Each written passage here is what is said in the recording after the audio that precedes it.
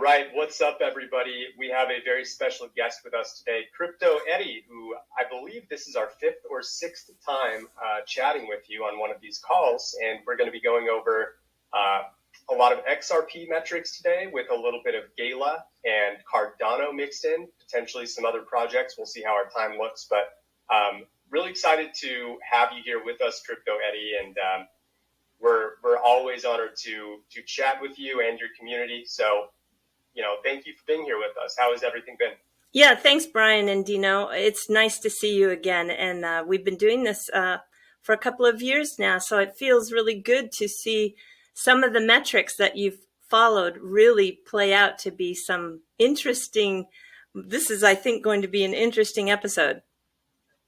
Oh, for sure. Yeah, we, as everyone can see right now, we're kicking things off with one of the most interesting, daily active address charts we've seen for any asset in quite some time. We're looking at the last 6 months of the total amount of active addresses that have been in use on the XRP network, and we can very clearly see that we have gone absolutely into skyrocket territory. We were sitting at, mid-July, about 11.3K, give or take, 11 to 12K, we would call it on a per day basis. And we actually peaked just a few days ago at 142.7 thousand. So we're talking about maybe an 11x magnifier on this daily active address chart. We talked to you a little right before the call, Crypto Eddie, but you have a pretty solid fundamental explanation for why this may be occurring. Yeah, I think there's a couple of reasons that are contributing to the rise. And the first one would be there has been a lot of new development being fostered and nurtured by the Ripple X portion of the Ripple team, where they are providing some new funds for people who are going to build on the XRP ledger. And then we also have the launch of the Songbird Protocol, which is the test canary network that is really working all of the bugs out, should there be any bugs, but it's been performing beautifully for the coming mainnet launch of Flare.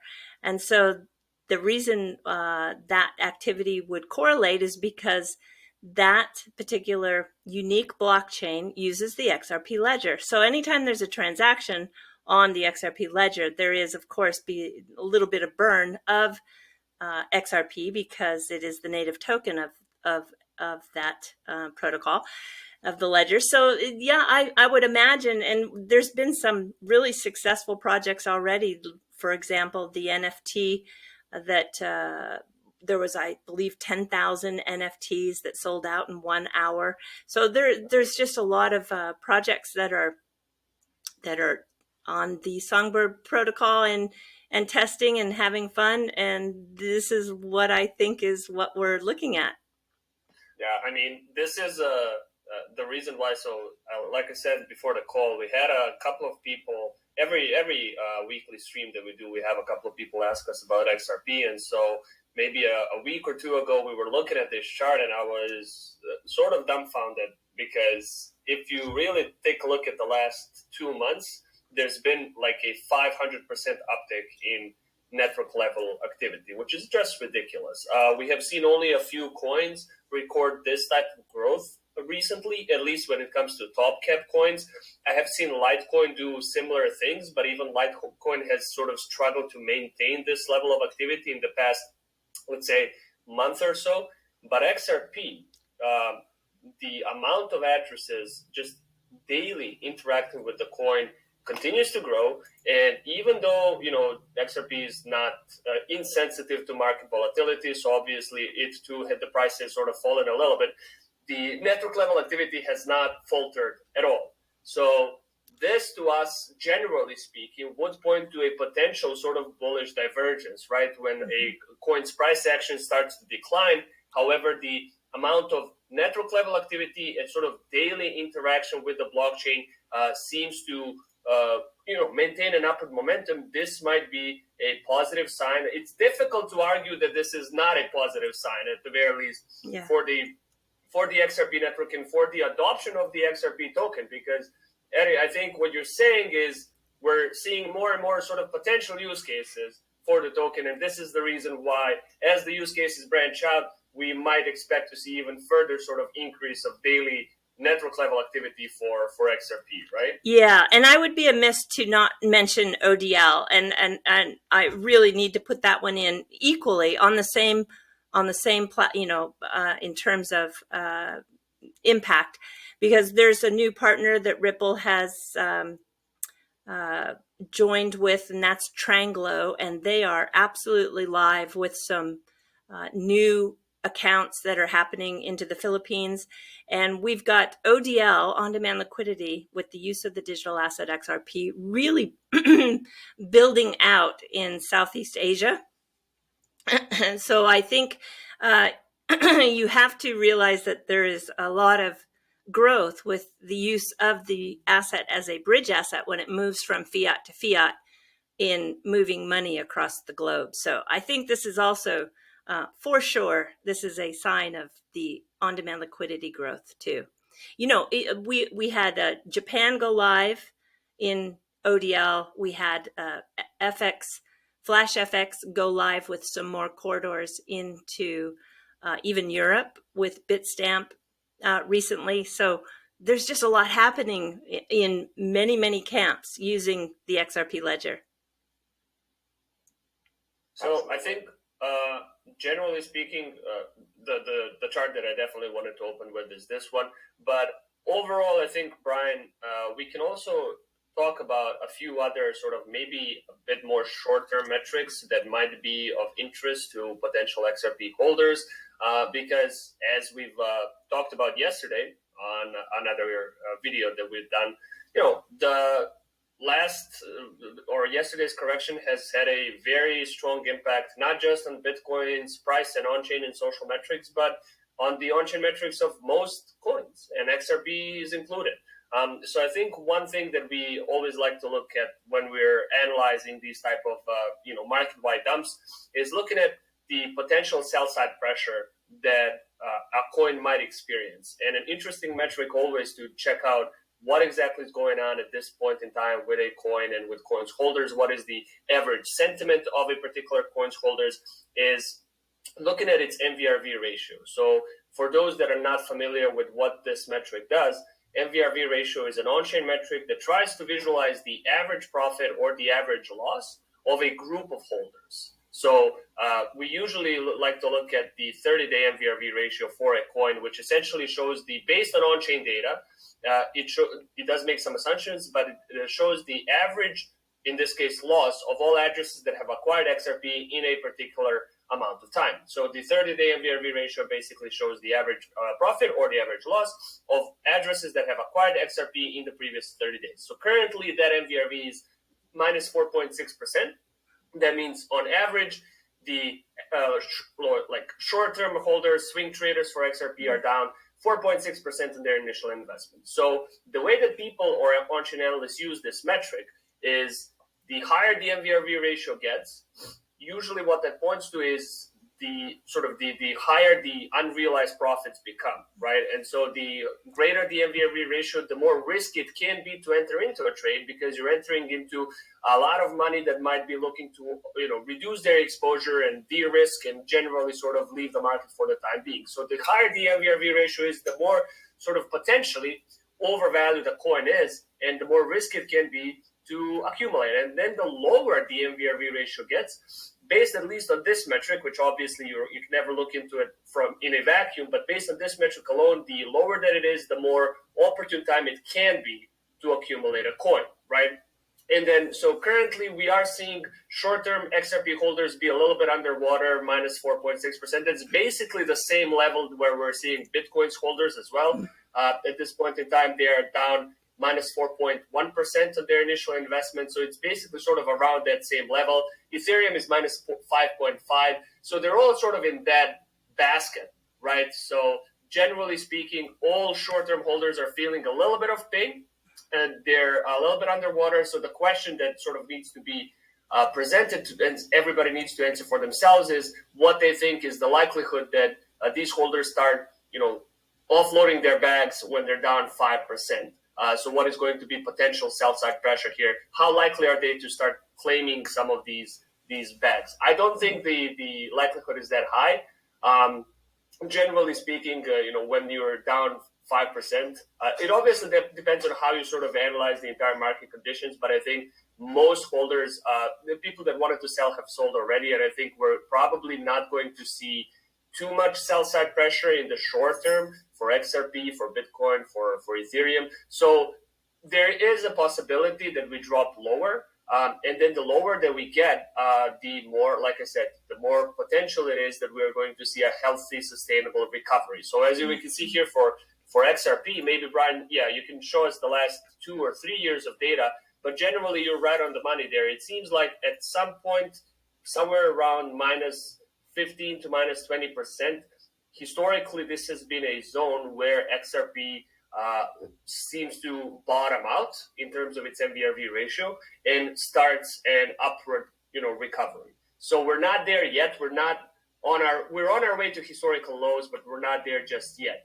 But generally speaking, I mentioned this for Bitcoin as well yesterday and Ethereum. We are looking healthier than we were looking a week ago and 2 weeks ago. Just in terms of average profits, there was a lot of money, sitting on the sidelines, not being realized.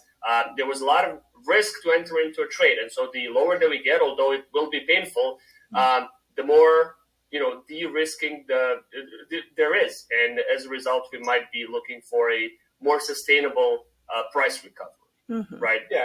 And to add to what Dino said here, MVRV, no matter what time range you're looking at, the trading returns, the average trading returns are always going to average around 0%. So it's pretty clear looking at this 3-year timeline that we've fluctuated above and below as time's gone on. And all things considered, even though we're not in like the super opportunity zone where it's falling into this, very bottomish territory, we're still in a relatively good position. In fact, better than average. So if you're to buy into XRP, when the MVRV is at -4.5%, -5%, you are getting in at a more opportune time than the average time for XRP based on others' trading returns over the 30-day span. So that's as far as the short-term MVRV is concerned. When you look at the long-term holders and their average profits, like if we look at the 365-day MVRV ratio, we will see it be higher. So long-term XRP holders are still up quite a bit on their initial investment. In fact, on average, all addresses that have acquired XRP in the last year, in the previous 365 days, on average, they're up 30% of their initial investment. Yeah. So there is quite a lot of money still sitting on the sidelines, especially when it comes to like hodlers. And this is in no means sort of endemic to XRP. Ethereum is the same, Bitcoin is the same. So short-term holders, they are sort of obviously in a little bit of pain, and it's unlikely, I think, that they are going to start claiming some of these bags at this point in time. But from a long-term perspective, we're still a bit overvalued. This is obviously a very macro indicator, so I don't think it's necessarily going to tell us what happens in the short term. But just keep in mind that there is a lot of long-term holders that, should they think that the market is a bit too overvalued and a bit more too volatile for their own taste, can realize some more profits. So it's something to keep an eye on, at least. Brian, I think since we want to cover a few other coins as well, maybe let's also move into a few off-chain metrics for XRP, which I think are quite interesting. I know that you wanted to talk about funding rates for XRP. We can also talk about, I think, social metrics and social sentiment towards XRP and Ripple in general. What do you want to start with? Yeah, let's go with funding rate. I think it's very interesting to see what's going on, not just with XRP, but with most assets right now. And if I highlight Binance right here, you can see that there are these big spikes that have occurred over over 2 cycles over the last 6 months. One occurred in mid-August, where we were seeing tons and tons of these big spikes indicating longs were paying shorts at a higher than average degree, right? Like more than normal. These spikes are indicating lots of longs were coming in, and they're all kind of correlating with price tops, which is quite normal. Yeah.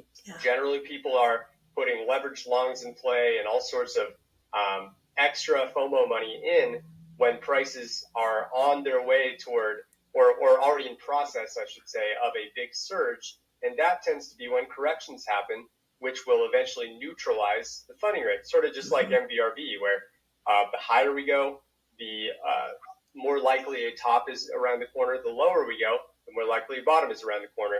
So we had one here in mid-August all the way up to early September. And then just like almost every other asset in crypto, we saw this big correction that first week of September, neutralized for a while. Then we got into mid-October again, all the way up until early November, where there were tons and tons of longs paying shorts once again. Now we're actually back to neutral, which is a good sign, meaning there's not a lot of euphoria and greed happening. And that typically is the time when these pumps begin to occur. Yeah, so just in general, currently, at the time of the recording of this video, obviously this can change on a dime, but at the moment, XRP-related funding rates on most high-volume exchanges are neutral. So we've got Binance at 0.01%, we've got Bybit at 0.01%, Huobi at 0.01%, we've got FTX at 0.005%. Generally speaking, those are all very close to the neutral zone, meaning that on average, it's not Bitcoin longs paying shorts or vice versa. It's mostly sort of the market being undecided. Yesterday, while we were recording a video on Bitcoin's dump, the funding rates were also starting to get reset. There were, however, a few additional exchanges that have kept relatively high funding rates, like Bybit. That has also, for Bitcoin, changed in the last 24 hours. And now Bybit and a few other exchanges have also sort of normalized back to these neutral levels. So generally speaking, I think every sort of sustainable price rally and price recovery does need to or requires longs being especially over leveraged longs being flushed out every once in a while. We've had about 800 million longs being liquidated yesterday, so there needs to be a little bit of market pain every now and again for us to flourish in the future. So as for Bitcoin, so for XRP, we have seen their funding rates and a general sort of sentiment move to undecided. So yeah, I mean, from my own perspective, what I like to see in a coin is I like to see sustained uptick in network activity and strong fundamentals, which it seems like XRP currently is showing. And then on the other side, I do like to see people not really talking about it all that much, or generally sort of laying low or being still somewhat cautious about it, because it points to relatively or potentially undervalued conditions. And so it seems like the market as a whole is moving into that sort of either undecided or potentially undervalued territory. We're not completely there yet, but we're moving in the right direction, which is down as far as, for the lack of a better word. So then finally, Brian, let's look at social sentiment for XRP. So this is something that I think Gary can also sort of chime in here what she thinks about it. So generally speaking, we cover about 1,500 different crypto-related social channels. And based on the data and mentions of a coin on those channels, we compile that data into specific metrics, and we can then plot them against the price of a coin to figure out what is the average bias towards a coin at the moment. So we've seen several sort of large spikes in XRP-related sentiment. The biggest one most recently has been around this local top back in at the beginning of November. Then we've seen another spike in sentiment right as XRP started to dump. And this is, by the way, not exclusive to XRP. We have seen a similar spikes actually in sentiment towards Bitcoin, sentiment towards Ethereum. It seems like, and it might be just a short-term event or phenomenon, but it seems like a lot of people were excited about still buying the dip, and buying into this decline a little bit, expecting a quick bounce back and maybe outsized returns. So this is something that might be a little bit concerning, because on a network-wide or sort of market-wide scale, we are seeing this sort of increase in sentiment as the market collapses a little bit. Eddie, how are you in general? I think you have a much better pulse on the crypto, on the XRP community. How do they feel about the current sort of, or do they even really talk about the current price action of XRP, or is it mostly sort of fundamentals? Is it mixed? What are you seeing from your end?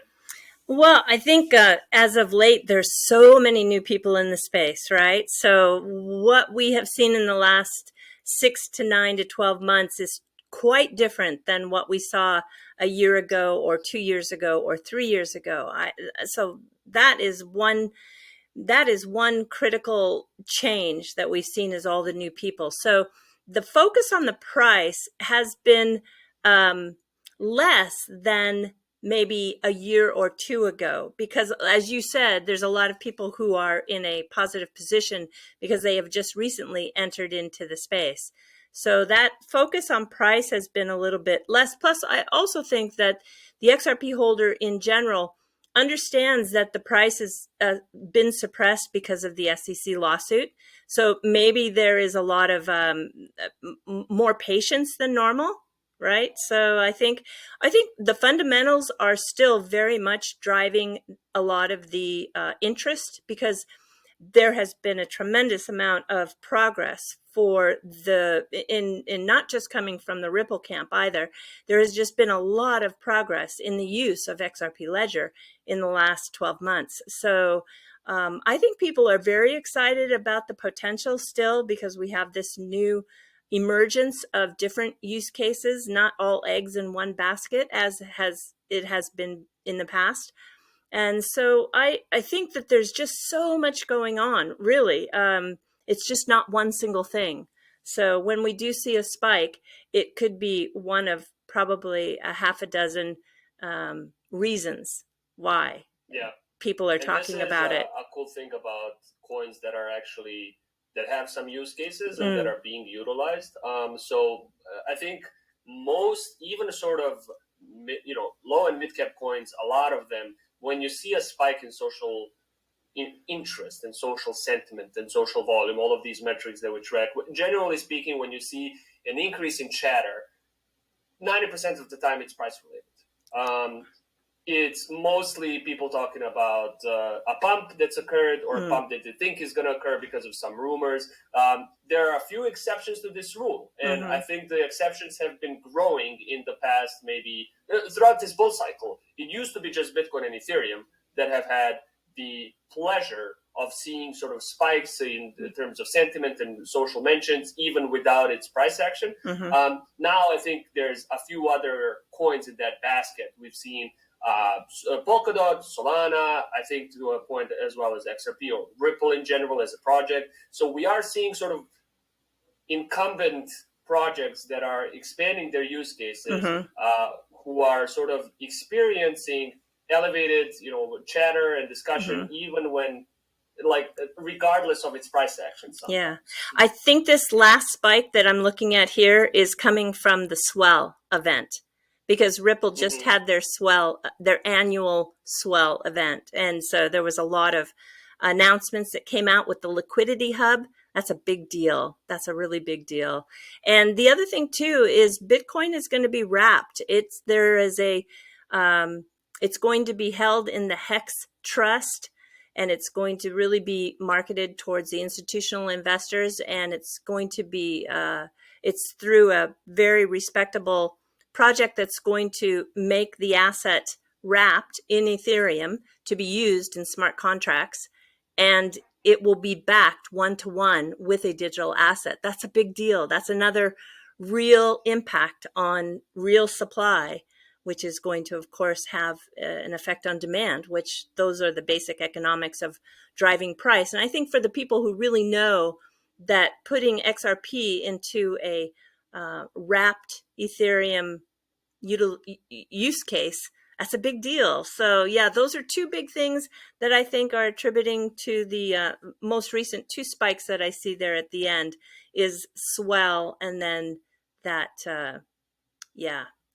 use case that's coming in December, very soon, 2 weeks. This is why it's always great to have somebody that's really sort of deep into a project, because it can provide more context about exactly what we're seeing. So Brian, I think we're about maybe 20 minutes in. I know you wanted to touch on a few other projects in conjunction to XRP and Ripple.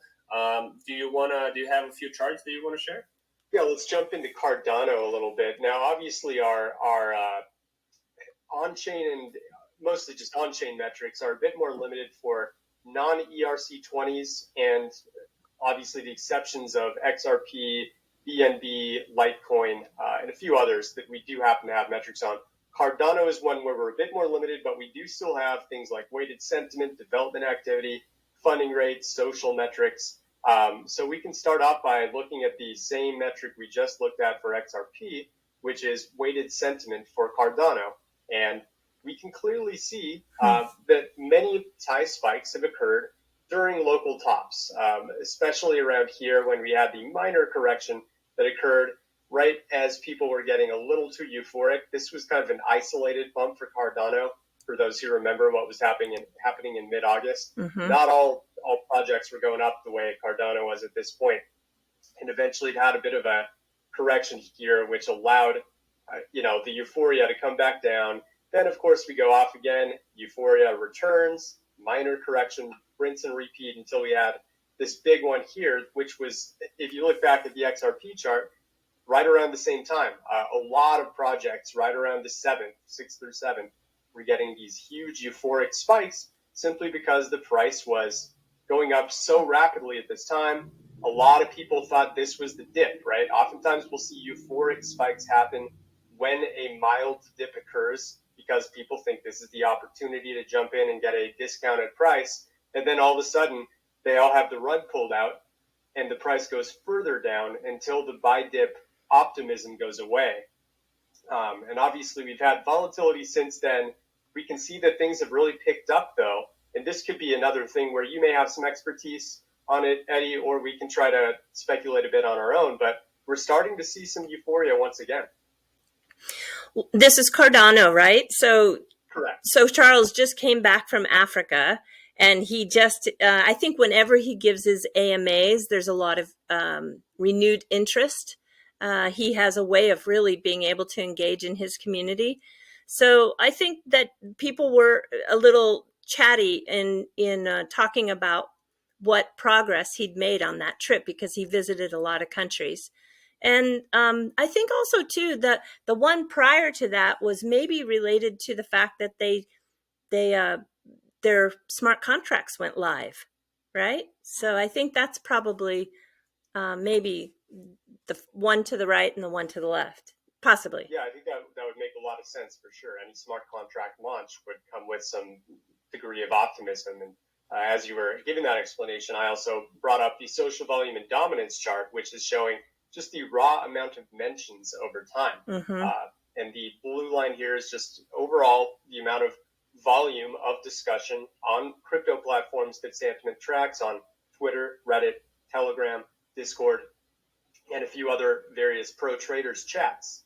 And we can see that it did get a big spike here right before the climb, which is interesting. This could have been a nice foreshadow for a bit of a rise.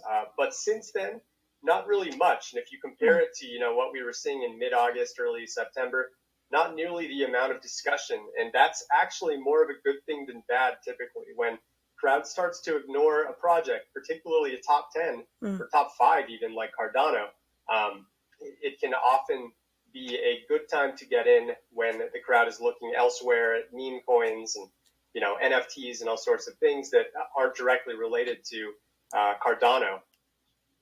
And then on social dominance, we can see kind of a similar trend. We're actually seeing kind of the lowest percentage of discussion related to Cardano versus the other top 100 projects. That's what this metric measures. We're at basically 6-month lows. And that further solidifies the point that this is kind of an under the radar project right now, despite the AMA that was recently done. It appears that, the small contingency of people that are paying attention to Cardano right now are starting to get more optimistic, but it is a very small contingency right now, which could be a very good recipe. Yeah. It's so Brian. Sorry, go ahead, Eric. No. It's fascinating. I don't think we've looked at Cardano before, so it's just kind of fun to see the comparison, the difference. One thing that I always talk about when we talk about Cardano is its development activity, because at least based on the data that we track, it's one of the most actively developed projects. It's just sort of a fact of numbers based on about thousands of GitHub repositories, public GitHub repos that we track. Cardano's public GitHub repos are extremely active. And, last year when we did a yearly report, Cardano was on a yearly scale the most actively developed project based on publicly available GitHub data. So it's, I have a sense that it's probably when we do a yearly report this year, it's probably going to be a same picture. Maybe there's a few other projects that might compete with it, but it's still sort of maintaining that same level of activity. There's been a little bit of a drop in the past couple of weeks, but that's, I think, actually some of the data that we're missing that we're going to be recomputing soon. So you take even that with a grain of salt. Generally speaking, Cardano, as far as the devs are concerned, they're not really all dev concerned when it comes to its price.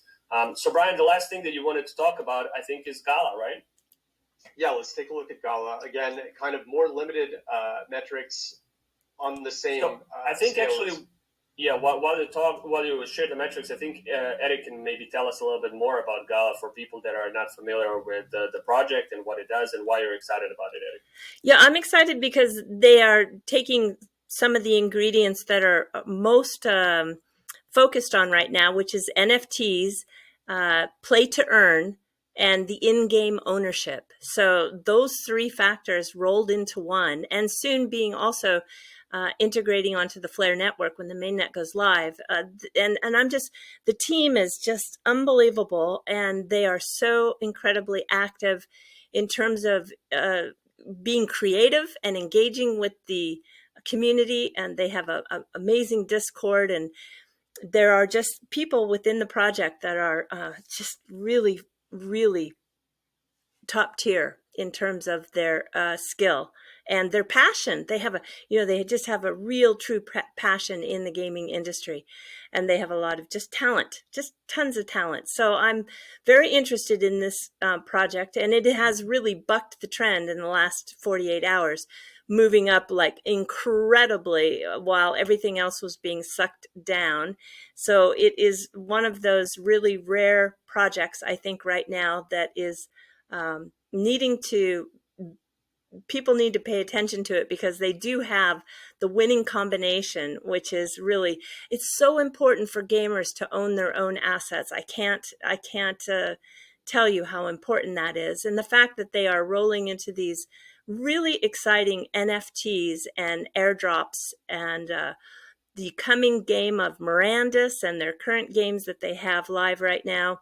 It's just one of those projects that's super, super exciting. I love it. Yeah, there's so many aspects of it.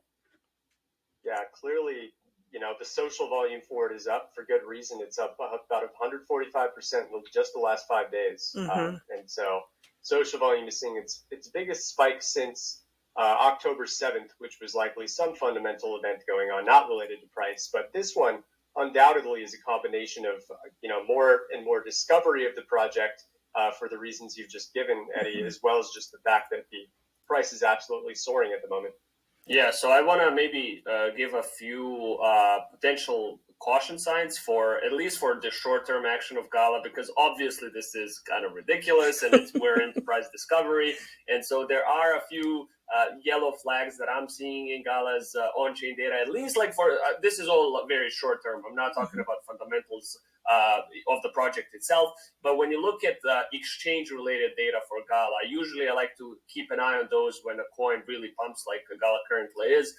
Look at active deposits for GALA, which is the number of addresses that are being used to deposit GALA to centralized exchanges, and then look at the exchange inflow of GALA, which is the total amount of GALA that is being moved to known exchange wallets. Both of those metrics are in an uptrend recently, which makes perfect sense. I think a lot of people, when they see this type of price action, they will take profits, and they will, not a whole lot of people I believe are as patient as, to see maybe 40, 60% uptrend and not take advantage of it. So we are seeing an increase in short-term sell-side pressure. So typically, we have seen similar spikes previously, even at this previous local top that came before this one.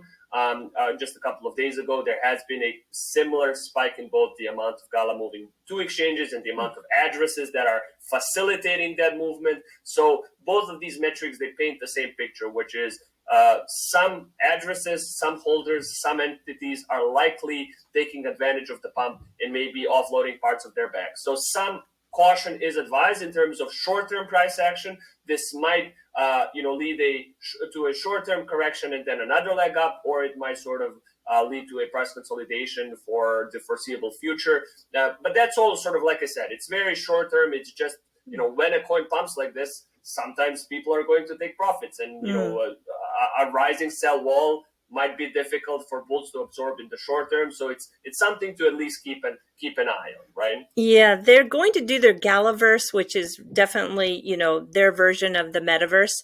So I think that I'm just talking out loud here. I think there's also a lot of people who are searching for metaverse related projects because they are speculating that there's a lot of upside. And so I think that also is playing into some of the price action. For sure. I mean, I know that a lot of people have been sharing sort of metaverse-related watch lists, Decentraland, Engine. Right. I've seen a lot of sort of NFT or metaverse-related tokens be among the most, the quickest to recover from yesterday's dump. So all in sort of double digits today. So definitely, I mean, it's a good time to be a metaverse-related token, right? Yeah. A very good time. All right, so I think we're at about a 30-minute mark. Anything to add before we sort of sign off here? Anything that the XRP community should know, and people maybe on our channel that don't know much about XRP, what you're excited about moving forward? Well, I guess it's just a reiteration is that XRP is being used in many more use cases than just cross-border remittances. So I think that if people are looking for a token that has real use case and not something that's just coming off of a white paper, but is actually being used and with businesses that are already live, it's a really solid token. It's got a lot of potential still, yet it hasn't even come close to reaching its full potential. I love the XRP ledger. It just is one of those amazing ledgers that was built, and I think it's going to find its place in many different use cases going forward. Yeah. All right. I think that's going to do it for us today, guys. Brian, want to sign us off? Yeah, guys, really appreciate the time. I'm glad you hopefully found some use out of this. We have tons and tons of on-chain and social metrics for not just XRP, Cardano, GALA, but over 2,000 assets. It's definitely worth checking out. Of course, we want to give a big thank you to Crypto Eddie and encourage our own community to check out her YouTube.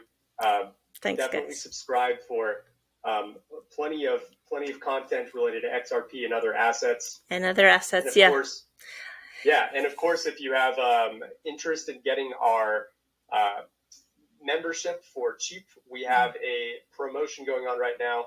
You can enter a code SANGIVING21 for 35% off of your first month. So that discount will be available up until Thanksgiving, and we really appreciate the time, guys. You should talk about your area as always. Yeah, thank you. But I want you to, because this is something that's kind of new since we last got together 6 or whatever months it was ago. You are now supporting your data with a YouTube channel. Yes, indeed. We are. Yeah. Thank you for shouting our own YouTube, of course. So anyone who's interested in checking out our weekly calls where Dino and I will get on and talk about the general markets and the overall health, check out Santiment Network on YouTube, and you can check us out every Friday at 2 p.m. UTC. We also do a couple other videos per week on any pertinent topics that are coming up in the cryptoverse, whether it be another XRP fundamental event, something related to Ethereum, or just even a meme coin that might be surging at any given moment. So we always are receptive to what the audience is looking to hear about, and we have the metrics to back up pretty much any crypto topic out there right now. Super. Well, I hope to talk to you again after we see Flare go live with their mainnet, and then we can really see how that is impacting the XRP ledger again. That'd be great. Should be very interesting. we'd love to. All right, guys. Thanks. It was enjoyable as always. It's been an absolute pleasure. Bye-bye.